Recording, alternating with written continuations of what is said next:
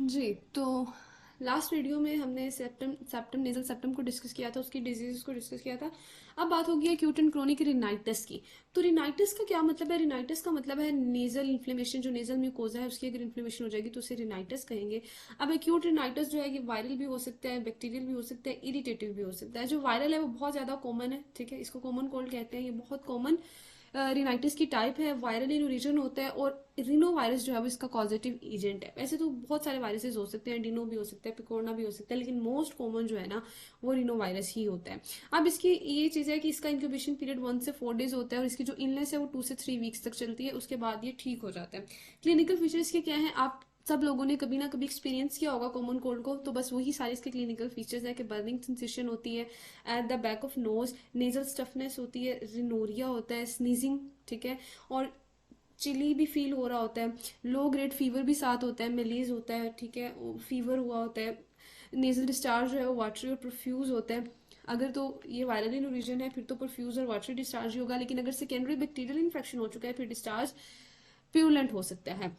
उसके बाद अगर सेकेंडरी, मैंने कहा कि बैक्टीरियल इन्फेक्शन हो चुका है, तो इसका मतलब है सेकेंडरी बैक्टीरिया कौन कौन से हो सकते हैं? स्ट्रेप्टोकोकस हो सकता है, स्ट्रेप्टोकोकस हीमोलिटिक हो सकता है, न्यूमोकोकस हो सकता है, स्टिफाइलोकोकस हो सकता है, हीमोफिलस इन्फ्लुएंजा, क्लैप्सिला और मोरेक्सिला हो सकते हैं। ट्रीटमेंट इसको कैसे करना है? इसका ट्रीटमेंट बहुत आसान है, बेड रेस्ट सबसे जरूरी है, प्लेंटी ऑफ फ्लूइड्स यूज करने हैं, सिम्टम को हम इजीली कंट्रोल कर सकते हैं अगर हम एंटीहिस्टामिन दें, नेजल डिकंजेस्टेंट दें, एनाल्जेसिक्स दे देने हैं क्योंकि पेन हो रही थी, हेडेक था, मिलेज था, माइल्जिया भी है, तो उसके लिए एनाल्जेसिक से देने हैं।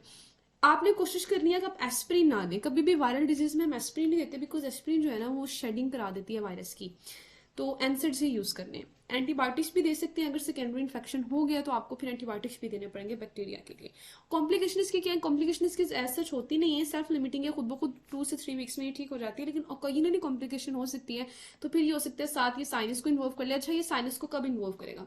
रिनाइटिस है ना, नेजल म्यूकोजा की इन्फ्लेमेशन है, और नेजल हमें पता है कैविटी में और लेटरल नेजल वाल में ओपनिंग्स होती हैं साइनसेस की, तो जब उनमें से किसी ओपनिंग की, ओस्टिया की ऑब्स्ट्रक्शन होगी, उसकी वजह से अब जो साइनस से डिस्चार्ज होना था, साइनस की जो सिक्रेशन थी अब वो नहीं ड्रेन हो रही, तो साइनस में सिक्रेशन जमा हो जाएगी, तो तब ये साइनोसाइटिस करा सकते हैं। इसके अलावा ये फ्रिंजाइटिस करा सकते हैं, टोन्सिलाइटिस, ब्रोंकाइटिस, तो ये सारी कॉम्प्लिकेशन हो सकती हैं। अब वो जो था वो डिनो वायरस या रिनो वायरस या पिकोना वायरस कोस कर रहा था, उसको कॉमन कोल्ड कहते हैं। अब अगर तो आपके पास इन्फ्लुएंजा वायरस होगा, वो रिनाइटिस कोस करेगा, तो उसको फ्लू कहते हैं या इन्फ्लुएंजा रिनाइटिस कहते हैं। अब इन्फ्लुएंजा वायरस की फर्दर टाइप्स है A B C, और इसके सिम्टम्स और साइन तकरीबन वही होते हैं जो कॉमन कोल्ड के होते हैं, और इसकी भी कॉम्प्लिकेशन वैसी ही होती है। उसके बाद आपने देख लेना है कोविड-19 की यहाँ पर बात की गई है, बिकॉज ये लेटेस्ट एडिशन है, तो कोविड जो है वो 2019 में जब आया, उसके बाद उन्होंने कोविड-19 को अंदर ऐड किया कि कोरोना वायरस जो है ये भी क्या करता है, ये भी रिनाइटिस करा देता है, नेजल इन्फ्लेमेशन करा देता है। इसको देख लेते हैं, इसका इंक्यूबेशन पीरियड 2 से 14 डेज होता है। अच्छा, कोरोना वायरस के बारे में ज्यादातर नॉलेज हमें पहले से ही है, तो ये हमारे लिए मुश्किल नहीं है। इसके अर्ली सिम्टम्स क्या होंगे? बिल्कुल वैसे ही होंगे जैसे बाकी वायरल इन्फेक्शन के होते हैं, like sneezing, running nose, sore throat, cough, fever, वही चीजें हैं। और फिटीक भी होगी, माइल्जिया भी होगा, हेडेक भी होगा, ठीक है, बाजूका इसमें नोजिया, वोमिटिंग एंड डायरिया भी हो सकता है, तो ये चीज भी याद रखनी है। उसके बाद इसमें लॉस ऑफ स्मेल हो जाता है, लॉस ऑफ टेस्ट सेंसेशन हो जाता है, सेंसी न्यूरल हेयरिंग लॉस भी हो सकता है। तो कुछ सिम्टम तो बिल्कुल वैसे ही हैं वायरल डिजीज जैसे कि फीवर, रनिंग नोज, स्नीजिंग, कफ, sore throat, nausea, vomiting, diarrhoea है। उसके बाद जो इसमें चीजें याद रखनी है ना, ये इतनी कॉमन तो नहीं है लेकिन हो जाती हैं, लॉस ऑफ स्मेल हो जाए, लॉस ऑफ टेस्ट हो जाए, और सेंसी न्यूरल हेयरिंग लॉस हो जाए, ठीक है, सेंसेशन लॉस हो रही है। उसके बाद ज्यादातर ये वायरस आप लोगों को याद होगा, जब कोरोना वायरस आया, जब कोविड-19 आया, तो ये कहा जाता था कि जिन लोगों को कोई डिजीज है, कोई चेस्ट इन्फेक्शन है, या जिनका इम्यून सिस्टम कॉम्प्रोमाइज्ड है, पहले उनको जरूरत है कि उनको वैक्सीनेशन दी जाए, उनको वैक्सीनेट किया जाए। ऐसा क्यों? क्योंकि जो कॉम्प्रोमाइज इम्यून सिस्टम वाले हैं, या जिनको कोमॉर्बिड यानी जिनको साथ कोई और इलनेस है, डायबिटीज है या कैंसर है या कोई भी पल्मोनरी डिजीज है, वो ज्यादा रिस्क पे है, ठीक है, उनको ज्यादा चांस है कि वायरस अटैक करेगा। जब इसकी फर्स्ट वेव आई तब इसने यूजुअली लंग्स को इन्वॉल्व किया था, कफ वगैरह डिस्निया कॉज कराया था। आपको याद होगा वेंटिलेटर्स का हम बहुत ज्यादा न्यूज में सुनते थे कि इतने सारे वेंटिलेटर्स आ गए हैं, इतने वेंटिलेटर्स की जरूरत है, क्योंकि इसने फर्स्ट वेव में लंग्स को ही पकड़ा था, कफ कराई थी, डिस्निया कराया था, डिस्निया की वजह से हमें वेंटिलेटर्स की जरूरत थी। लेकिन जब इसकी सेकेंड वेव आई तो तब ज्यादा ये हुआ कि ये मोस्टली फंगल इन्फेक्शन का रीजन बन गया, ठीक है। क्यों? क्योंकि जब जो है वो सेकेंड इसकी वेव आई, ये इन्फेक्शन शुरू कराता था, उसके बाद फंगल अटैक हो जाता था, fungal infection, usually mucormycosis. Nose को म्यूकरमाइकोसिस ना बहुत खतरनाक किस्म की फंजाई है, ये आपके नोज को इन्वॉल्व करके ना नेजल सेप्टम में भी परफोरेशन करा देती है, ये बोन की इरोजन भी शुरू कर देती है, पैलेट को भी इरोड कर सकती है, आपके मेनिंजेस और ब्रेन तक भी जा सकती है, तो ये इसकी फिर सर्जरी ही करनी पड़ती है। ठीक है, तो सेकंड वेव में हमने ये देखा कि फंगल इन्फेक्शन के साथ केसेस हो गए हैं। उसके बाद उसने कहा कि सेफ्टी प्रोटोकॉल्स इसके यूज करने चाहिए, वरना इसका एक और वेरिएंट है जो कि उन लोगों को पकड़ता है जो कि सेफ्टी प्रोटोकॉल से नहीं फॉलो करते। अब इसके क्या है, क्राउडिंग को अवॉइड करना है, एक मास्क आपने पहनना है, 2 मीटर का एटलीस्ट डिस्टेंस होना चाहिए, सैनिटाइजर यूज करना है, वैक्सीनेशन करानी है, ये सब इसके प्रोटोकॉल्स हैं और ये भी हमें पता है। डायग्नोसिस का कैसे बनाना है, ये चीज इंपॉर्टेंट है। अगर आपको फील हो रहा है सिनेरियो से कि भाई ये कोविड-19 का लग रहा है मुझे केस, तो आप किस तरह से उसको इन्वेस्टिगेट करोगे, आपने रैपिड एंटीजन टेस्ट कराना है। सबसे मोस्ट कॉमनली यूज किया जाता है ना, वो यही टेस्ट यूज किया जाता है, रैपिड एंटीजन टेस्ट। इसमें क्या करते हैं, नेजोफेरेंस से या नोज से स्वैब लेते हैं और उसको ना टेस्ट कर लेते हैं कोविड-19 के एंटीजन के लिए। अगर वो टेस्ट पॉजिटिव आ जाए, इसका मतलब है कोविड-19 का एंटीजन अंदर मौजूद है। मजे की बात ये कि इस टेस्ट का रिजल्ट हमें 1 से 2 आवर्स में मिल जाता है फौरन से। ठीक है, दूसरा टेस्ट है आरटीपीसीआर टेस्ट, ये वैसे गोल्ड स्टैंडर्ड है। तो अगर आपको एमसीक्यू आ जाएगा कोविड-19 के लिए गोल्ड स्टैंडर्ड टेस्ट कौन सा है, तो वो आरटीपीसीआर है, लेकिन इसका रिजल्ट जो है वो थोड़ा लेट मिलता है, 24 आवर्स में आपको इसका रिजल्ट मिलेगा। मेथड इसका भी वही है कि स्वैब आपने लेना है नोज या नेजोफेरेंस से और फिर उसको आपने टेस्ट कर लेना है। अगर पॉजिटिव टेस्ट आ जाए तो ये कंफर्म चीज है कि कोविड-19 का इन्फेक्शन उस पर्सन को है। इवन अगर वो पर्सन रिकवर भी कर चुका है ना, फिर भी उसका टेस्ट पॉजिटिव आ जाएगा। थर्ड इन्वेस्टिगेशन क्या हो सकती है, क्योंकि ये लंग्स को इन्वॉल्व करते हैं, तो हम एक्सरे टेस्ट करा लेंगे, सीटी स्कैन टेस्ट करा सकते हैं, एंटीबॉडी का टेस्ट भी किया जा सकता है, जिससे हमें पता चलेगा कुछ पर्सन की इम्यूनिटी का क्या लेवल है। ये सारा हो गया इसका rapid antigen test, RTPCR test बहुत अच्छे से याद रखना है। मैनेजमेंट इसकी कैसे करनी है, तो मैनेजमेंट जो है उसने यहाँ पर नहीं बताई हुई गाइडलाइंस, उसने कहा आप देख लें। बस इसमें ये होता है कि हॉस्पिटल एडमिशन कराना पड़ता है, ऑक्सीजन थेरेपी देनी पड़ती है, स्टीरोइड्स देने पड़ते हैं, रेमडेसिविर जो है ये एंटीवायरल ड्रग है, ये आप दे सकते हो, एंटी कोएगुलेंट थेरेपी भी देनी पड़ती है। तो बस ये 3-4 चीजें उसने बताई हैं। बाकी उसने कहा अगर आपने देखनी है तो आप ICMR गाइडलाइन देख लें, लेकिन हमारे लिए इतना ट्रीटमेंट इनफ है।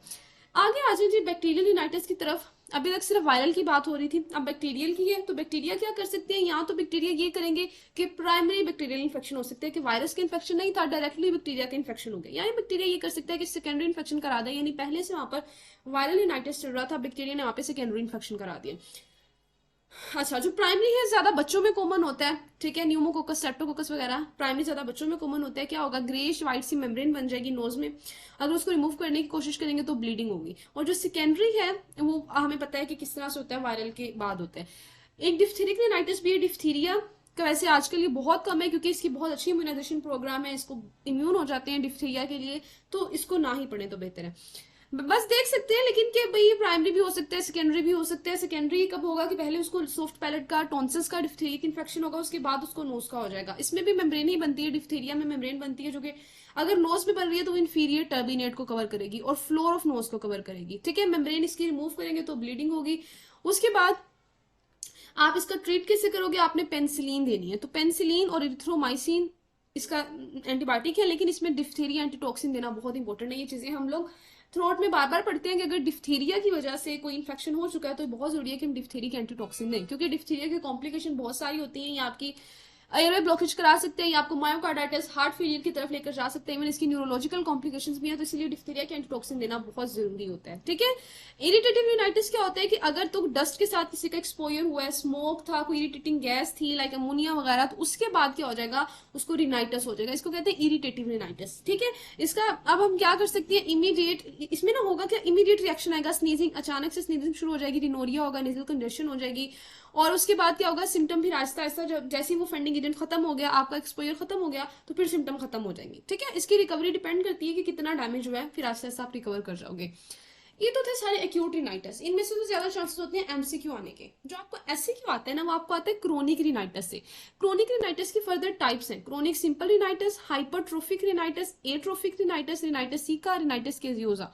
इनमें से इन सारी टाइप्स का आपको पता होना चाहिए। पहले बात कर लेते हैं क्रोनिक सिंपल रिनाइटिस की। अच्छा, क्रोनिक सिंपल रिनाइटिस की ना एटियोलॉजी बहुत आसान है। अब आपको पता है कि क्रोनिक को इलनेस कब कैसे होती है। जैसे हमने क्रोनिक रिनोसाइनोसाइटिस पढ़ा था, आप लोगों को याद हो, तो क्रोनिक रिनोसाइनोसाइटिस में भी हमने देखा था कि अगर एक्यूट जो है वो प्रोग्रेस कर सकता है क्रोनिक की तरफ, अगर उस पर्सन की इम्यूनिटी अच्छी नहीं है तो ऐसा हो सकता है। तो बिल्कुल वैसे अगर एक्यूट रिनाइटिस के रिकरेंट अटैक्स आ रहे हो और प्रीडिस्पोजिंग फैक्टर मौजूद हो तो फिर वो क्रोनिक बन जाएगा। अब ये प्रीडिस्पोजिंग फैक्टर्स कौन से हैं? अगर किसी को नेजल इन्फेक्शन है वो ठीक ही नहीं हो रहा, परसिस्टेंस है टॉन्सिलाइटिस की वजह से या साइनोसाइटिस की वजह से, उसके बाद अगर किसी का एक्सपोजर जो है वो डस्ट और स्मोक से क्रोनिक उसका एक्सपोजर है, क्रोनिक उसको इरिटेशन है, उसके बाद अगर किसी का एनाटॉमिकल रीजंस की वजह से नेजल ऑब्स्ट्रक्शन हो चुका है, लाइक उसको डेविएटेड नेजल सेप्टम है या साइनिशियल वो भी है लेकिन नेजल ऑब्स्ट्रक्शन है, वेजोमोटर रिनाइटिस या एंडोक्रेनियल और मेटाबॉलिक फैक्टर्स भी हो सकते हैं। तो ये सारे प्रीडिस्पोजिंग फैक्टर हैं। अगर किसी पर्सन को ये सारे फैक्टर इनमें से कोई फैक्टर मौजूद है तो फिर उसको क्रोनिक रिनाइटिस हो जाएगा।